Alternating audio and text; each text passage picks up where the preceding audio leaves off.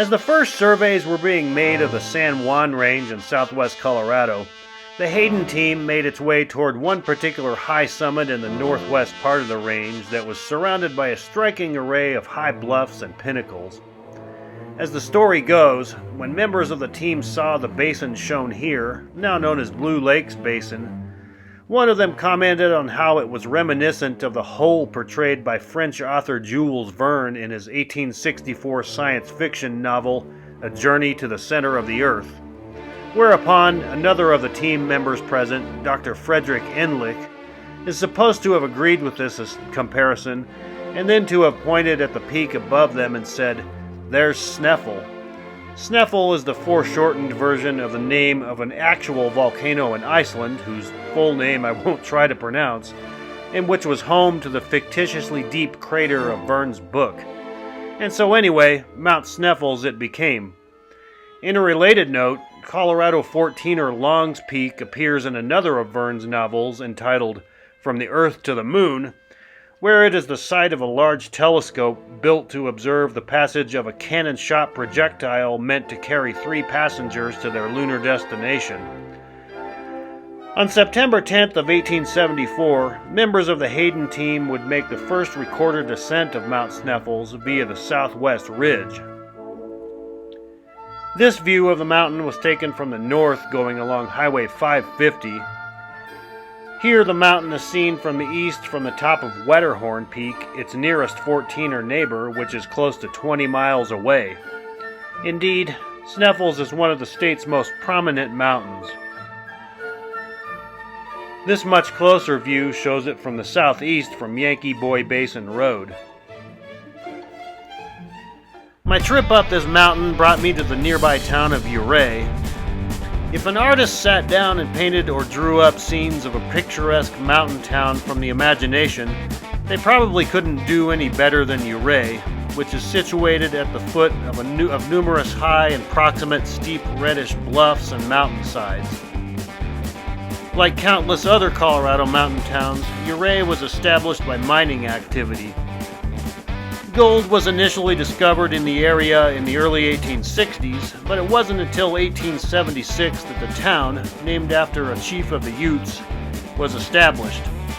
The region would prove rich in silver, the mining of which was the main source of livelihood in the town's early years. The railroad would reach town in 1887, but along with countless other mining towns after the silver crash of 1893, Ouray fell on harder times. However, it was able to survive based largely on newly discovered gold deposits as well as established gold mines nearby. These signs found on Main Street detail the development of different blocks of town from the early and mid-1880s through the early 1900s, showing increased development, a shift from residential to commercial, and from wooden to brick structures. By the early 1920s, the long-term transition to a tourist economy had begun. Today, a variety of activities such as sightseeing, hot springs, off-roading, and mountain climbing are popular here. Ouray is known as the Switzerland of America, a description I have also heard applied to all of the San Juan Mountains and also to Colorado as a whole. This was my first time climbing this mountain, and on this occasion I used the standard South Slopes route. The endurance stats for this route are moderate to mild, since even regular two-wheel drive cars can make it up to about 10,800 feet, which is where I began on foot. Capable four-wheel drive vehicles can get all the way up to 12,450 feet. However, the route does involve some route finding, stretches of loose rock and scree, and Class 3 difficulty. These are the directions to get to the various possible starting points. Anyway, enjoy the footage.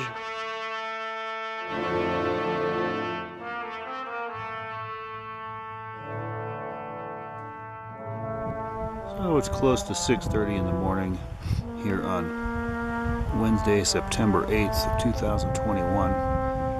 Back here in the San Juans.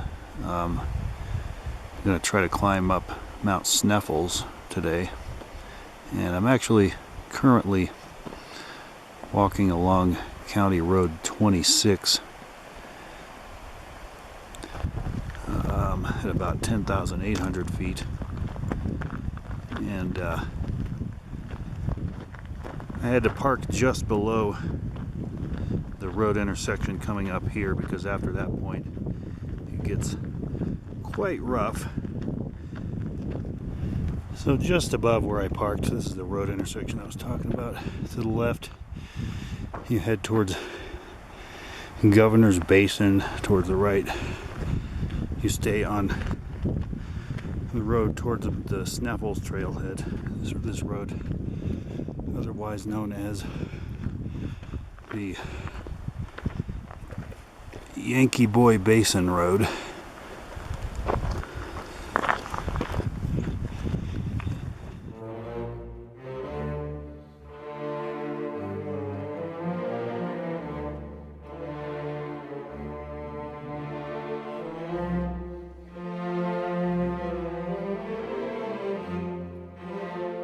So I'm still walking up this pretty steep stretch of road following the Governor's Basin intersection, and as you can see here, I'm glad I didn't try to make it up in the car this far.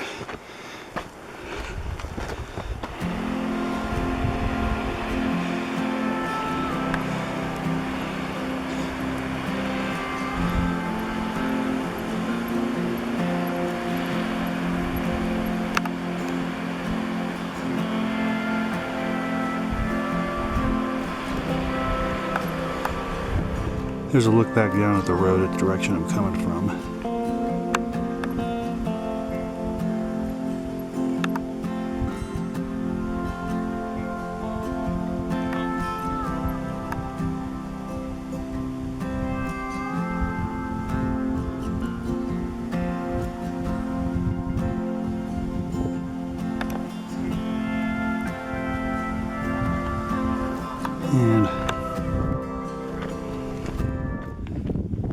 And I'm actually coming up to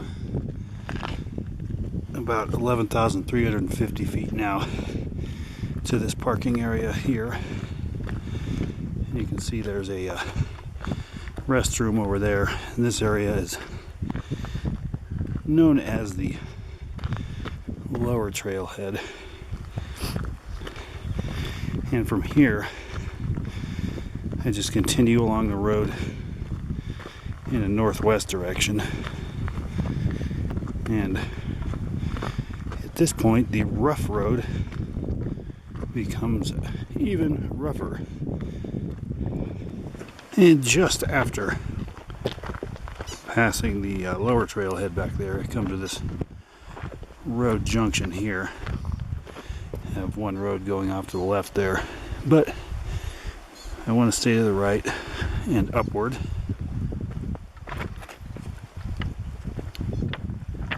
And just to give you an initial look toward the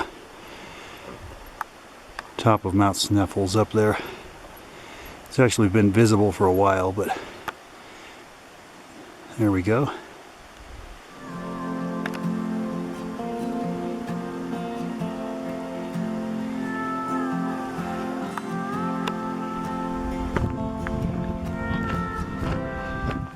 And after not too much longer, you come to this road intersection, and again stay to the right and upward. And still headed up this pretty grueling upper road here.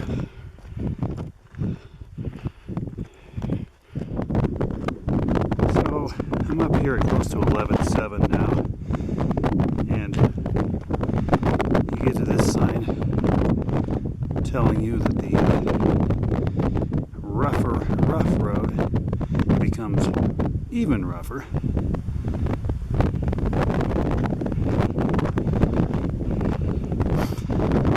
And just ahead there, you can see what I believe is the 13er Gilpin Peak. The upper part of it now in the sunlight. I'm up here at about 11.8 now, and you get to this sign here Wrights Lake and Blue Lake Pass going along this trail, which branches off the left from the road. However, in order to continue up to Mount Sneffels, I'm going to remain on the road back here, and the road, which had been going northwest and then in a west direction, is now going to do some northward directed switchbacks up here, starting about here.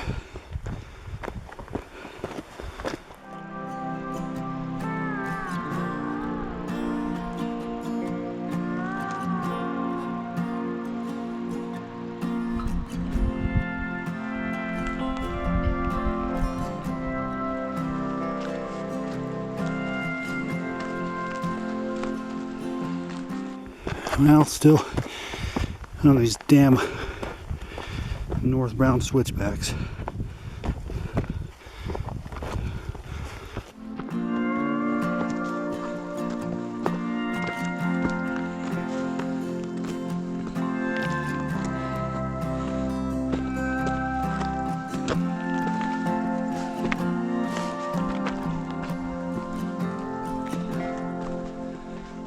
And look at that. Entering into some sun. I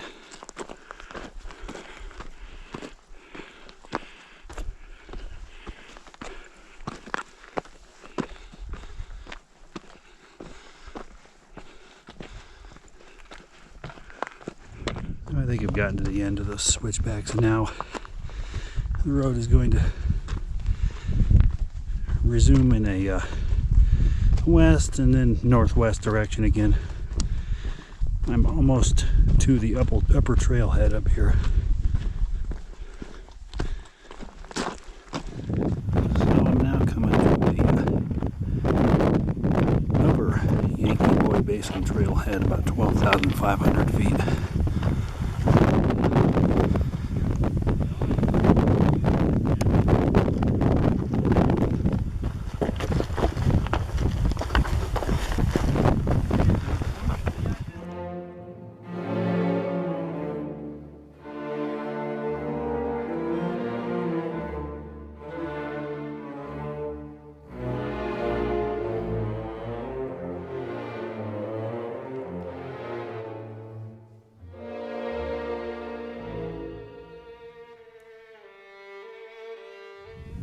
So like I said, I'm at about 12,500 feet here at the end of the road and the beginning of the trail.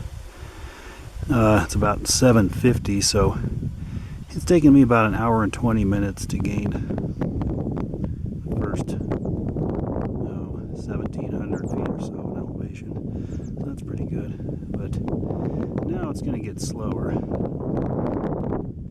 as I go off onto the trail in a northwest direction.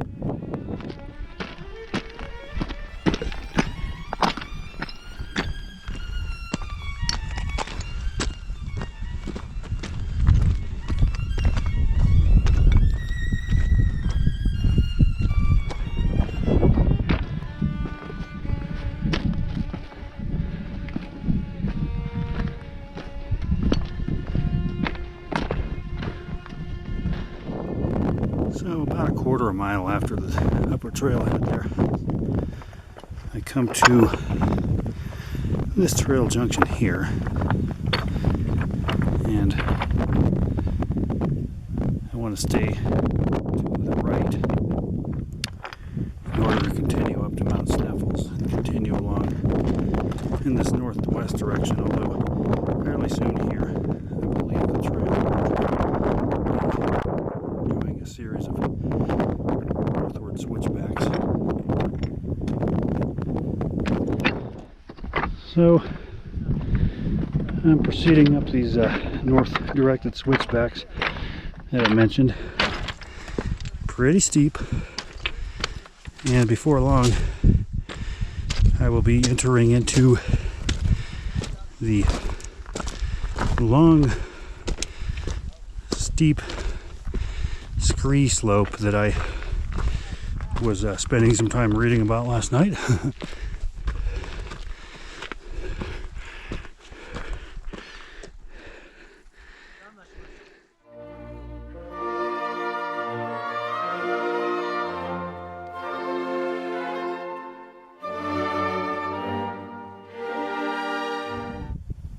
That's looking back at the direction I'm coming from.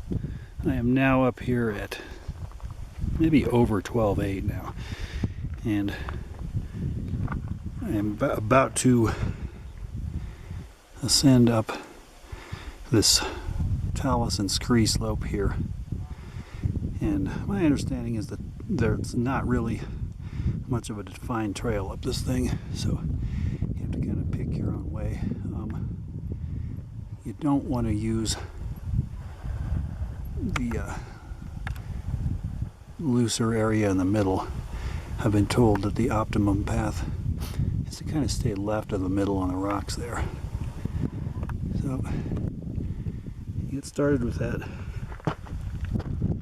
So I'm continuing up this talus slope here, and like I said, I want to avoid the middle, so I think I'm going to kind of go over toward the left and try to climb more up the rocky parts.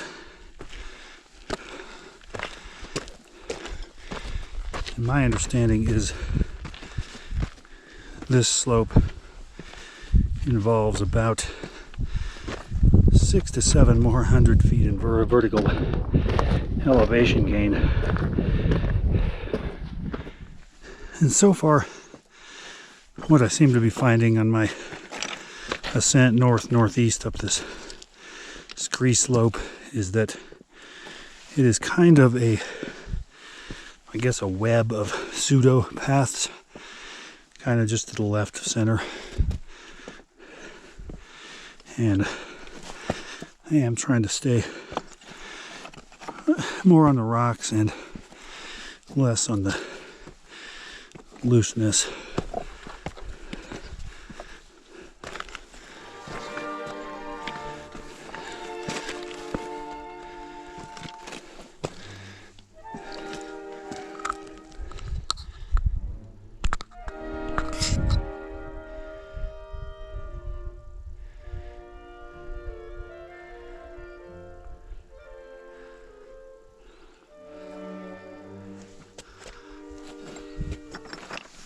So I'm still headed up that scree slope,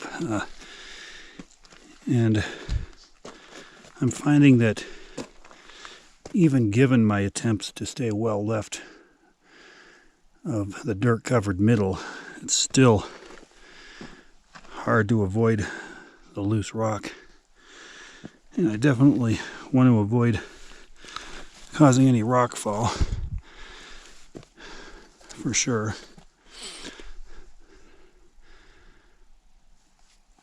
I'm still on the scree slope, getting closer to the top of it. As you can see, I'm back into the sun again. I do have my helmet on this stretch just for a precaution.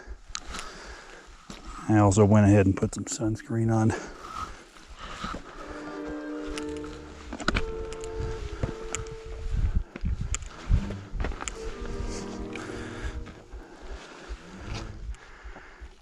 And I feel like this particular slope gets harder and harder to avoid loose rock as you get higher up.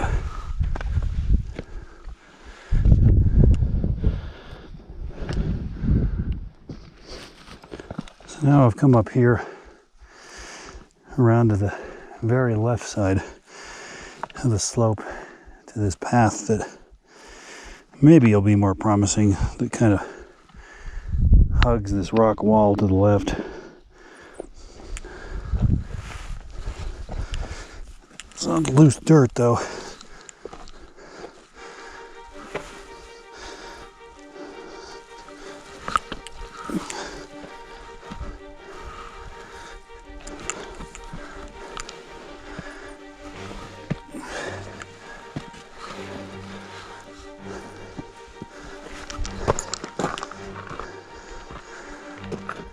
Seems to be working out okay.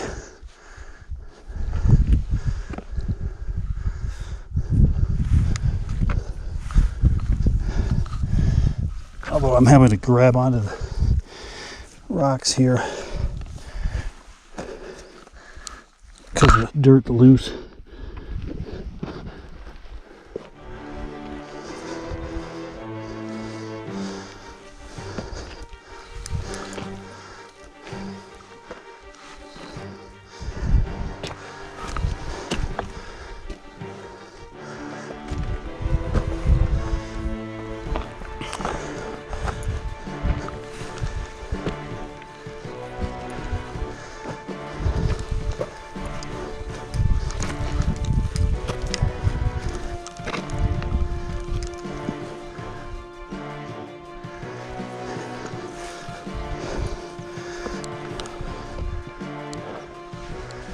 You know, at this point, I think I'm going to try to cut to the right away from this wall here.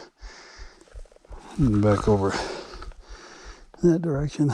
I'm almost to the top of this.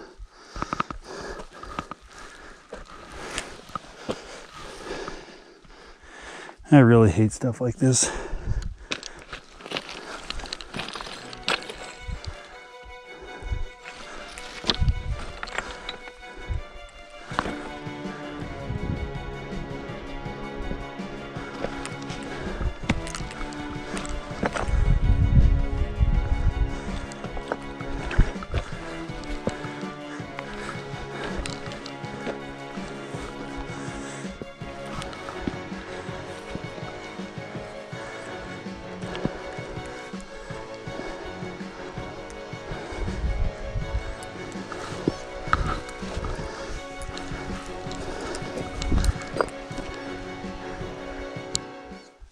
Okay, maybe the terrain is starting to get a little less precarious here toward the top of this slope.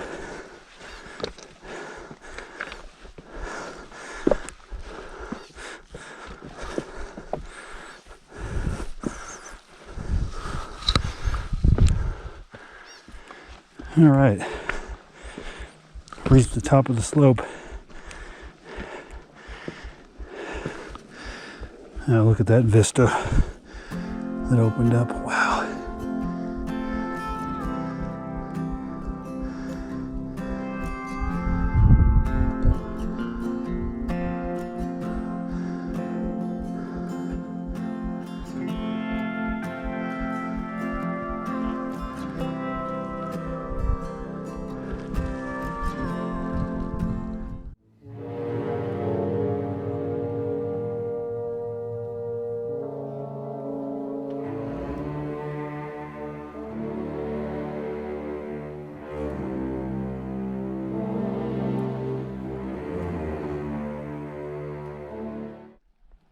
So I've reached about 13.6 at this saddle up here, like I said, at the top of that nasty slope.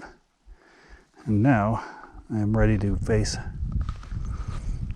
the final stretch up this mountain, which is that rock-strewn gully right there. I've got about another 400 vertical feet or so to go. So let's see how it goes.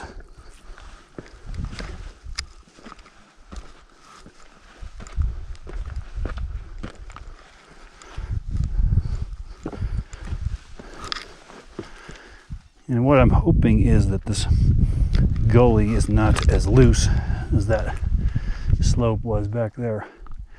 It looks like maybe it isn't,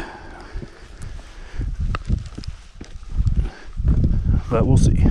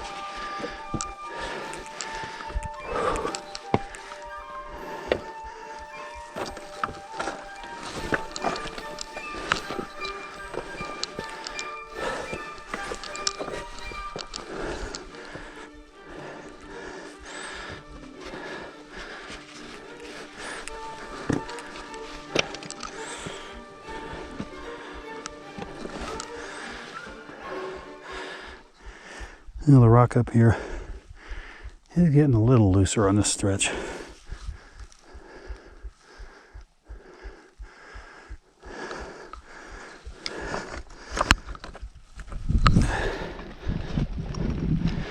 Some of these rocks I feel like I need to check their stability before I put much pressure on them.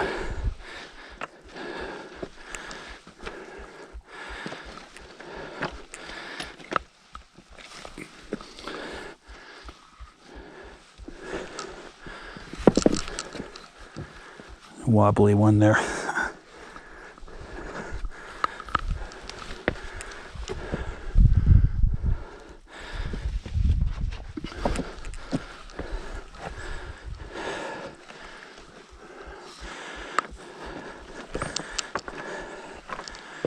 And back into some shade. Probably not for long though.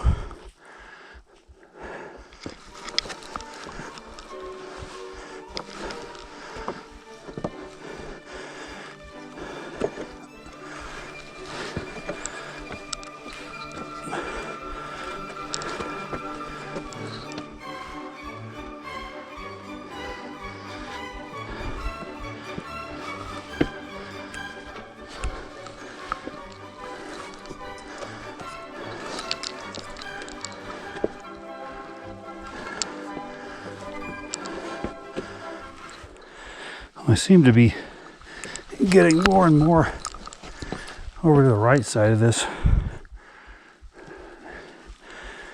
Could be the stabler option on this stretch, really. Because I know there looks like there's some fairly worn paths over the left side, but they look like they consist of some pretty loose gravel.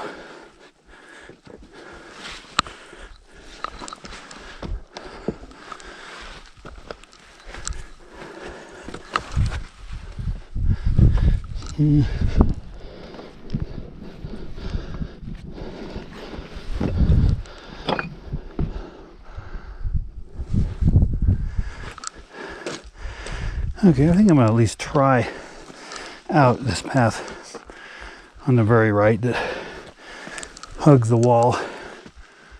See what that's like.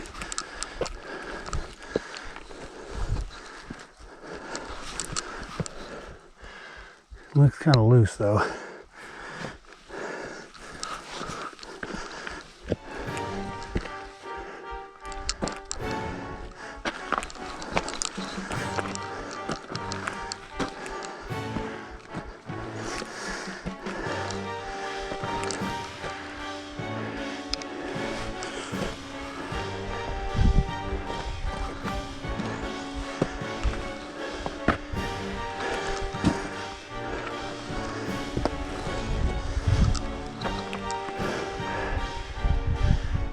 Oh, I think as I get up here higher, there are fewer and fewer solid options. It looks like most of it's becoming looser as it narrows. Anyways, I think I'm going to take a quick break. Okay, starting again.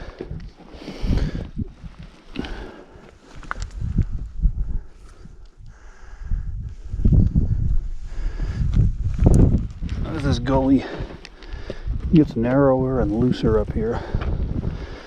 Oh, the one maybe positive aspect is it's gotten a little less steep, so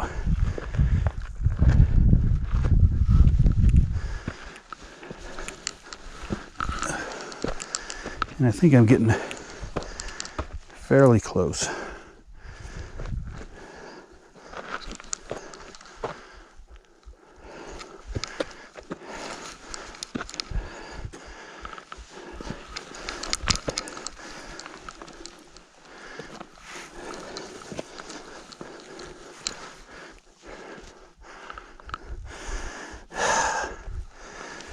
Damn.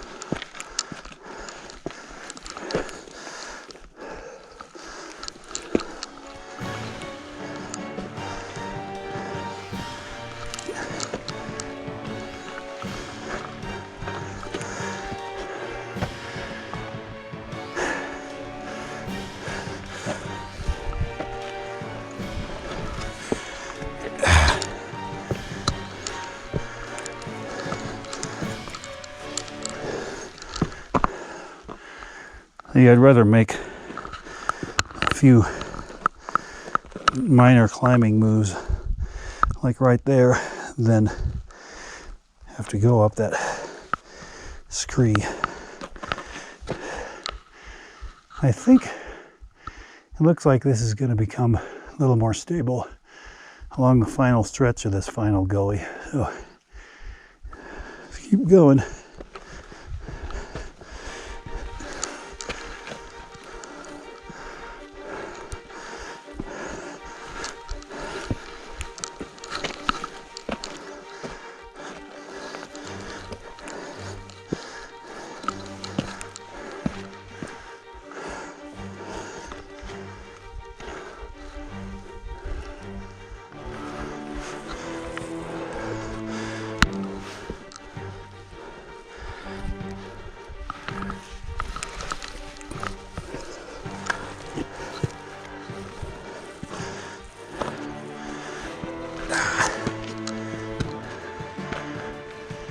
I'm getting close to the top. I think I'm going to shift over to the left here at this point.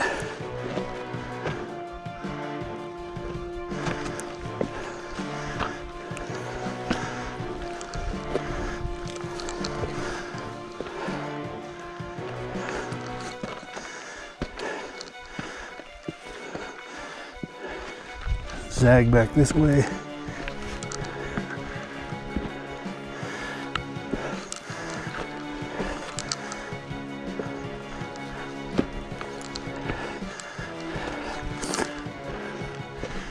So I am almost to the top of the gully now. In order to reach the summit, you don't actually go to the top of the gully. You turn left right here and go up through that V-shaped notch in order to gain the very last short stretch to the top. And that's what I'll do, but first, I do want to go ahead and temporarily come to the top of the gully just for the view. It's only about another 30 feet up here.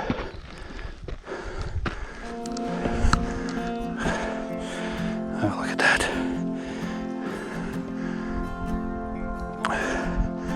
View down the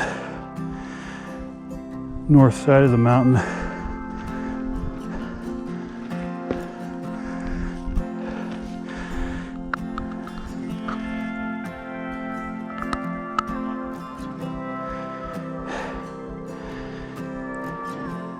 Okay, I'm back down to where the notch is. Come up to that.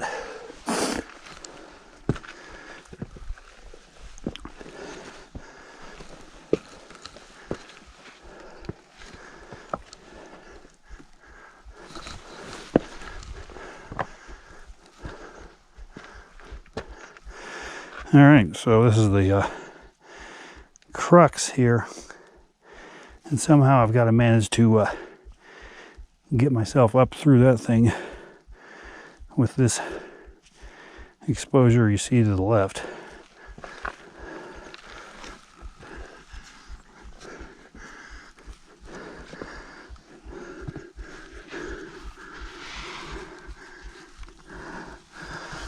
I'm going to put my right foot into the slot, grab this rock with my left hand,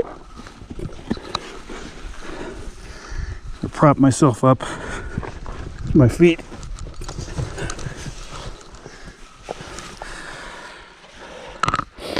Having used my arms to,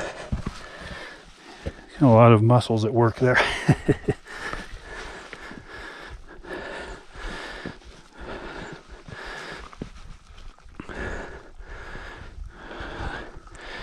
Look back down at it.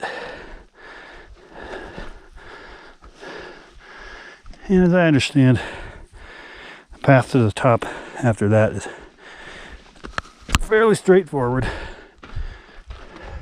Kind of wrap around up to the right to another kind of loose slope right after the notch.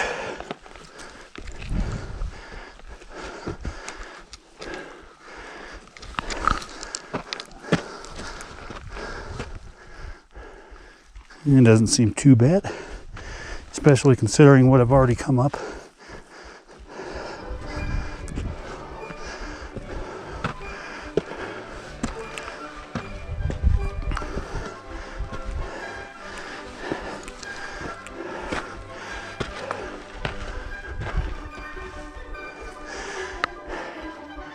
And you reach this point here with a block on the left and one on the right. And you come up to this left one.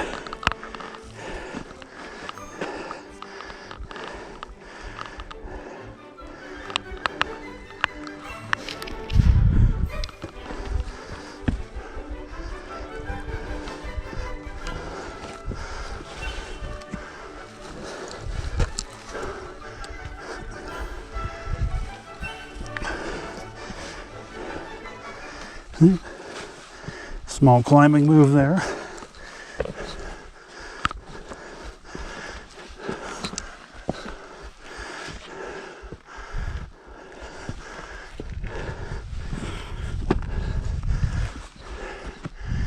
And I got a little ways left up these rocks.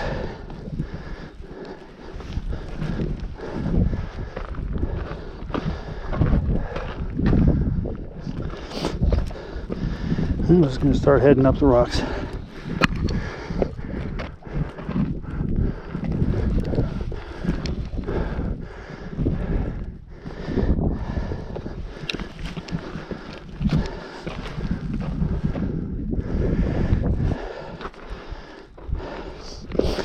Looks like this involves negotiating kind of a series of relatively low angled cracks and ledges, some of which do have some loose sand on them. What a surprise, huh?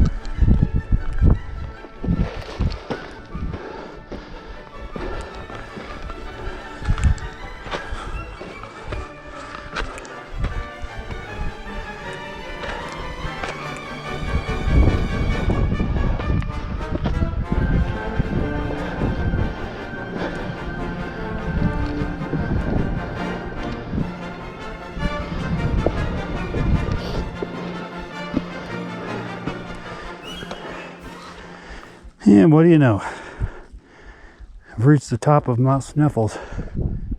So here I am on the top of Mount Sneffels, 14,150 feet high. It's actually a pretty still day up here, and actually not that hazy, a lot less hazy than have been a lot of the 14er climbs I've recently done this summer. Yeah, it's an amazing climb. That scree slope was, for me, probably the diciest part. The gully too. That notch was the hardest technical part, but as you know, particularly irritating to me is the scree and the loose stuff. So it did have a lot of that, but what an amazing mountain, amazing view. Glad to be up here. See you at the bottom.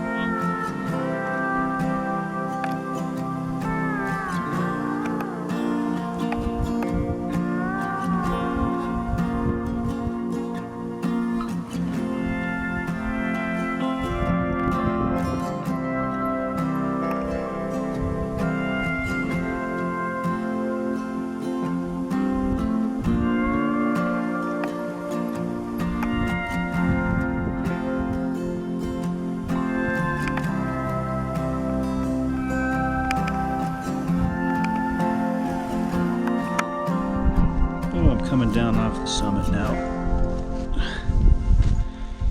Coming back down these little ledges that comprise the very top.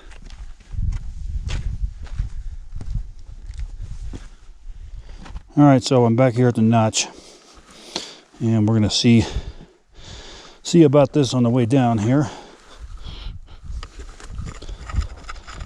Gentleman up there that I met near the top told me this is a little trickier on the way down because it's harder to see where the placements are. I don't know.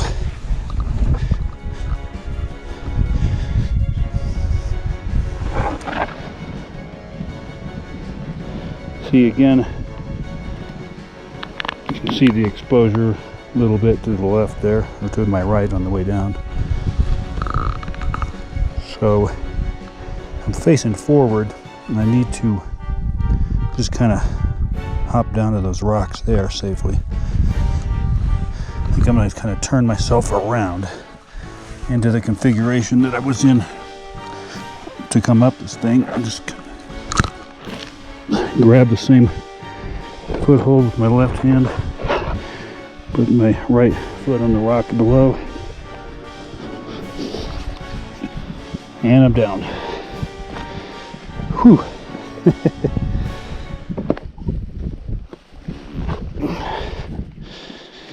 And now for the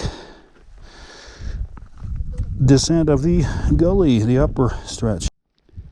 So I'm here now descending the upper part of the gully.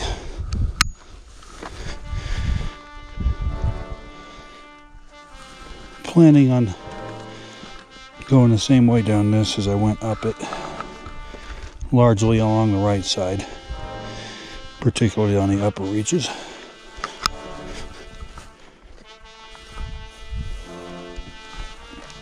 I'm getting closer to the bottom of the gully, and I think at this point I'm going to angle away from that looser left side, which was the right side going up, and angle more into these more solid talus blocks.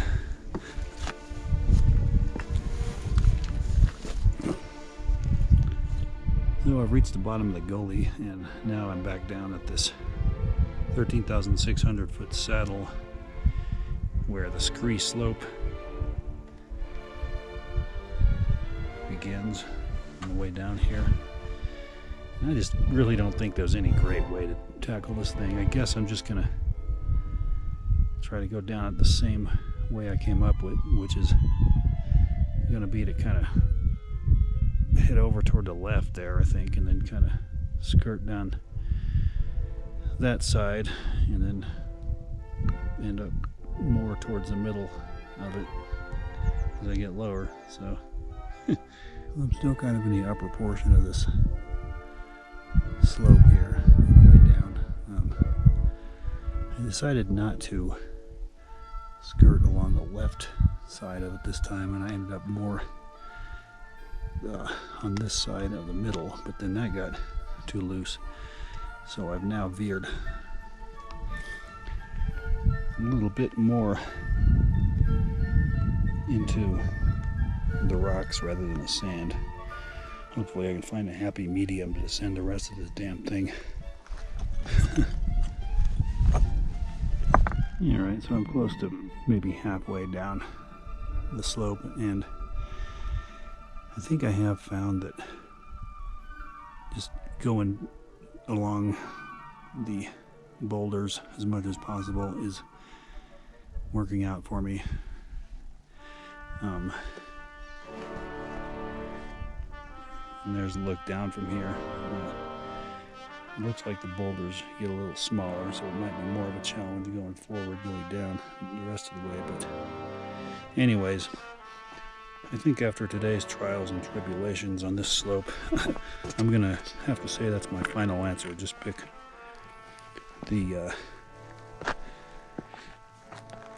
a line along the biggest, most stable boulders you can find, and just go for it that way. Better than screw. So I'm finally just about at the bottom of that slope from hell, and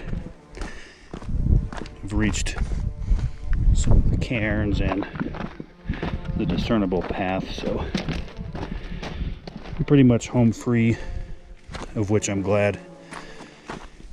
And I actually had a significantly easier time of it on the way down that slope than I did on the way up, so yeah, you live and you learn, I guess.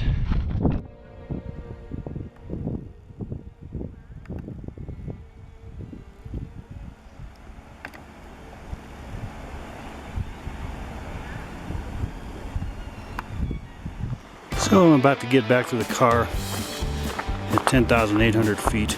It took me about 6 hours and 45 minutes to get to the top of Mount Sneffels and back here. And interestingly enough, only 3 of that was to reach the top. This might be the first time it's ever taken me longer to come down the mountain than go up it. But it was a tedious down climb, and I must have talked about the route with about 6 different parties, which I enjoy, but and other various lollygagging. But anyways, Sneffels is quite a mountain. See you on the next one.